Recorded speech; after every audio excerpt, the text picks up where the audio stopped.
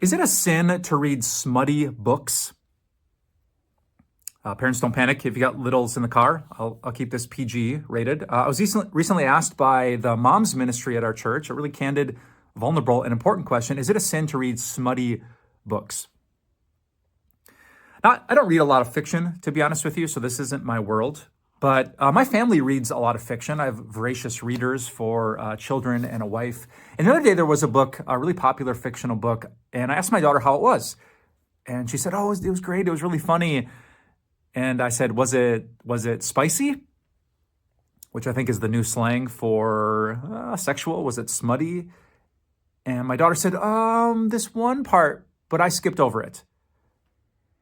And curious, as a father, wanting to know what was in my house, I said, let me see the book.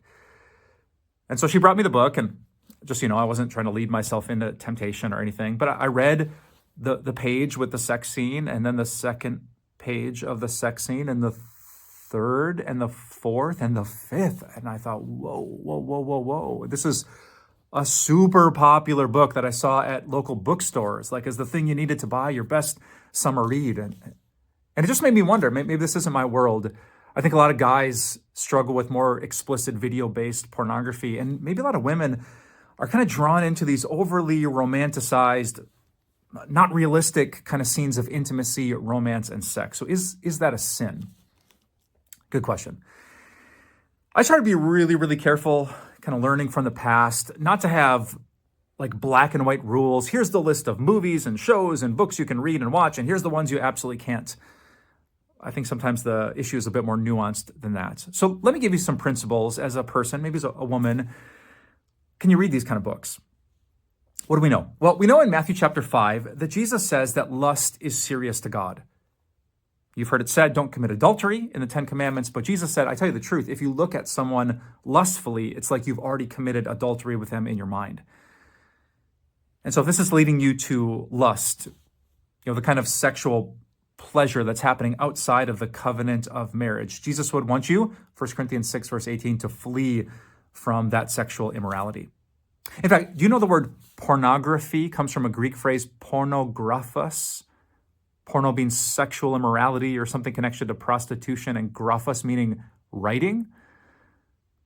So literally, pornography isn't a video. That's kind of like a form of it. It started just as writing, as literature. And so God would want to warn you not to be caught up in kind of this sexual immorality and lustful temptation. So be careful of that.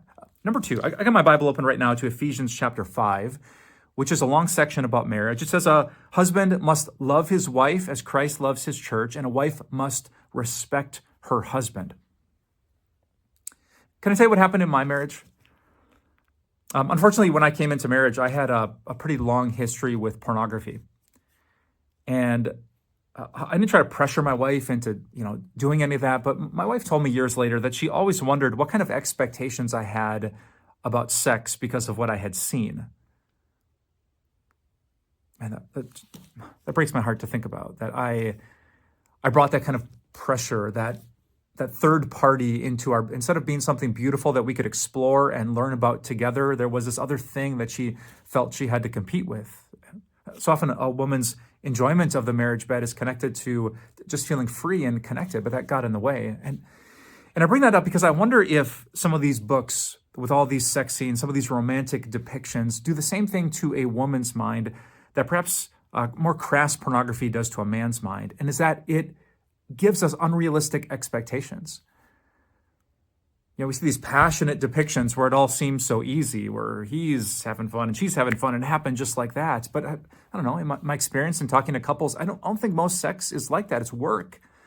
It takes communication. It takes effort. It takes learning through the bumps in the road and the mistakes and the times that don't go so well. So I would want to be really careful that if you read a certain kind of literature, you have this expectation that this is how relationships should be. It should be easier than this. And then you have a real relationship and you think, what's wrong with this putz? My husband is such a, fill in the blank with disrespectful description. Right, so just like I would warn both men and women to beware of visual pornography because of lust and unrealistic expectations, I want to warn you about this kind of literature that might lead you to lust, yes, or just unrealistic expectations of how actual relationships work. This isn't Hallmark, this isn't porn, this is real life. It takes humility and effort and love and respect. One last quick word. I love in the book of Ephesians that before the Apostle Paul gets to these descriptions and commandments for husbands and wives, he talks so much about Jesus. The Ephesians were people who had messed up sexually a lot. You can study the history of Artemis, the goddess of the Ephesians, the ancient wonder of the world there in their city. And so these were people that had made a lot of mistakes with lust, prostitution, pornography, sexual immorality. But Paul preached to them in the first chapters of Ephesians the love of God. He chose you before the creation of the world. It's by grace that you have been saved through faith. And it's not from your works. It's not because you've been so sexually pure. It's this gift from God. And I want to say the same thing to you. If you, like me, have messed up with this part of your life, with your mind, with your body, with your sexuality, come to Jesus. Turn, repent of that sin, cry out to him for forgiveness because he is so faithful to cleanse you from that and everything else. He's a good God. He's cleansed us of our sin by the bloodshed at the cross, and he's calling us today to flee from sexual immorality, to think pure and holy thoughts, to honor God with our bodies, and to honor our spouses in our relationships. I pray he gives you strength and wisdom as you do.